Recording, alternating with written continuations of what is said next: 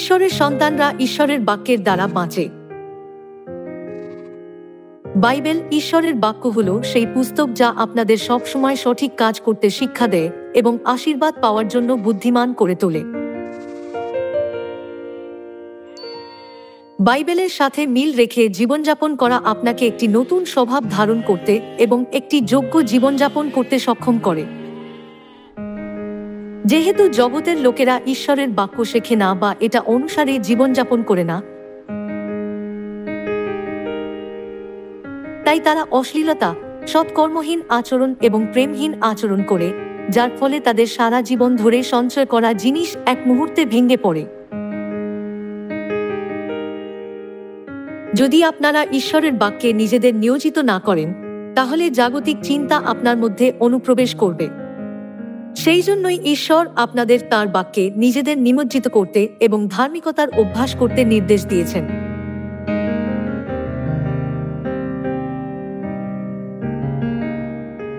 ঈশ্বরের বাক্য দেখার দ্বারা, শোনার দ্বারা এবং সেই অনুসারে কাজ করার দ্বারা, যা আপনাদের ধার্মিকতার এবং ধার্মিক জীবনের দিকে পরিচালিত করে, আপনারা ঈশ্বরের প্রেম, উদ্ধার এবং আশীর্বাদ পেতে এবং স্বর্গরাজ্যে প্রবেশ করতে পারবেন। ঈশ্বরের বাক্যের দ্বারা নতুন সত্তা ধারণ করুন এবং স্বর্গরাজ্যের জন্য নিজেদের প্রস্তুত করে নতুন জন্ম লাভ করুন।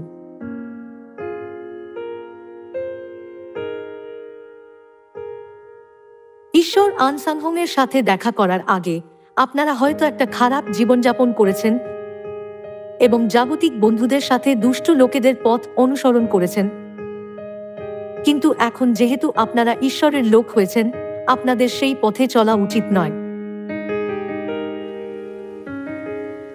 ক্রুদ্ধ হইলে পাপ করিও না। সূর্য অস্ত না যাইতে যাইতে তোমাদের কোপাবেশ শান্ত হোক। কঠোর বা ক্ষতিকর কথা বলো না বা ঝগড়া করো না, তার বদলে দয়ালু কথা, সান্ত্বনাদায়ক বা মধুর মতো কথা এবং কৃতজ্ঞতার কথা বলো।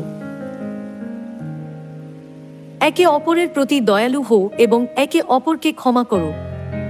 আর দ্রাক্ষারসে মত্ত হও না, কিন্তু আত্মাতে পরিপূর্ণ হও। এগুলি হলো সেই বাক্য যা পিতা তাঁর সন্তানদের শিক্ষা দিয়েছিলেন, যাদের তিনি জগতের সৃষ্টির আগে মনোনীত করেছিলেন। এইভাবে নিজেদের সংশোধন করা হলো নতুন জন্ম নেওয়ার অর্থ।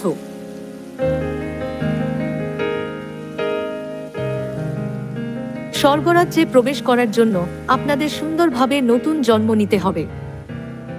এছাড়াও ঈশ্বর বলেছেন যে স্বর্গরাজ্যে প্রবেশ করার জন্য অবশ্যই তার ব্যবস্থা পালন করা উচিত, এবং যদি আপনারা প্রেমে এক হন, তাহলে আপনারা সমস্ত ব্যবস্থা পূর্ণ করেছেন।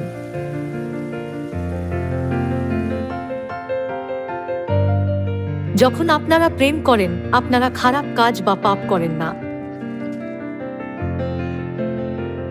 এই জগতে যেখানে প্রেম ঠান্ডা হয়ে গেছে, যারা শুধুমাত্র নিজেদের বিষয়ে চিন্তা করে, ঈশ্বর তাদের প্রেমের দ্বারা এক করেন এবং তাদের স্বর্গরাজ্যে নিয়ে যান। এই জগৎ বর্তমানে যুদ্ধ এবং জলবায়ু বিপত্তির দ্বারা কষ্টভোগ করছে।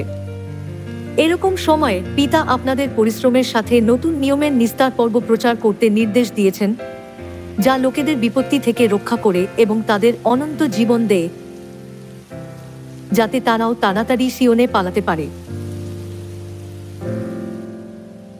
বিপত্তি আসার আগে আপনাদের অবশ্যই সেই অসহায় লোকেদের উদ্ধারে নেতৃত্ব করা উচিত, যারা জানে না যে তারা কখন মারা যাবে। যেহেতু ঈশ্বরের মাংস ও রক্ত নিস্তার পর্বের দ্বারা আমাদের মধ্যে প্রবেশ করে, যখন আপনি কাউকে মরতে দেখেন, আপনি তাদের জীবন বাঁচানোর জন্য সমবেদনা ও আকাঙ্ক্ষায় প্রভাবিত হবেন। কারণ হলো ঈশ্বরের প্রেম আপনাদের মধ্যে কাজ করে, যিনি আপনাদের উপর দয়া করেছিলেন, আপনাদের জায়গায় মারা গিয়েছিলেন এবং আপনাদের রক্ষা করেছিলেন। নিস্তার পর্বের প্রেমের থেকে আন্তরিক প্রেম আর নেই, যা অনন্ত জীবন পাওয়ার এবং স্বর্গরাজ্যে প্রবেশ করার পথ শিক্ষা দেয়।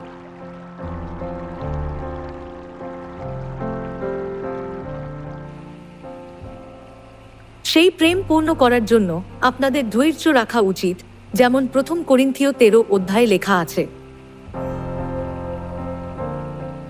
আপনাদের নম্র হওয়া উচিত, ঈর্ষা করা উচিত নয়, গর্ব করা, অহংকারী বা অশিষ্ট হওয়া উচিত নয়। অভিবাদন না করা বা অভিবাদনের উত্তর না দেওয়াকেও অশিষ্ট আচরণ বলে বিবেচনা করা হয়।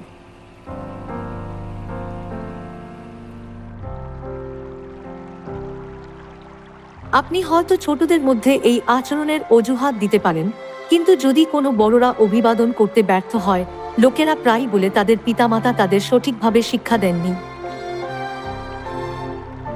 যখন আপনারা বড় হবেন, আপনাদের অবশ্যই শিশুর মতো পথ ত্যাগ করা উচিত। আপনার শুধু নিজের সুবিধা খোঁজা উচিত নয়, কিন্তু অন্যের সুবিধা খোঁজা উচিত। অন্যায় আনন্দিত হবেন না এবং অন্যদের ক্ষতি করে তাতে খুশি হবেন না, বরং সহানুভূতির সাথে প্রার্থনা করুন এবং ধৈর্য রাখুন যদিও কেউ আপনার রাগ জাগিয়ে তোলে।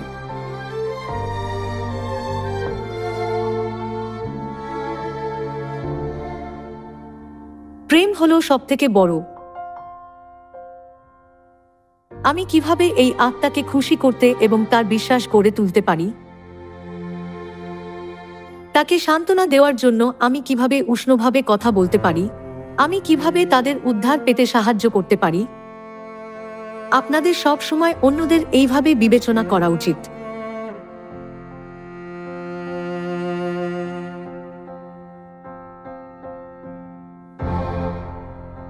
যেহেতু সারা জগতে আমাদের সদস্যরা প্রেমে এক হয়েছেন এবং ভালো কাজ করছেন, তাই ঈশ্বরের মহিমা প্রকট হচ্ছে।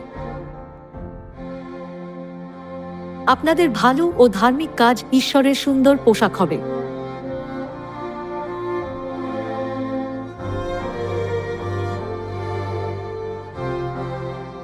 সেই কাজগুলি প্রত্যেক ব্যক্তিকে পরিচালনা করে জগতে শান্তি ও প্রেম নিয়ে আসে এবং অনেক আত্মাকেও বাঁচায়।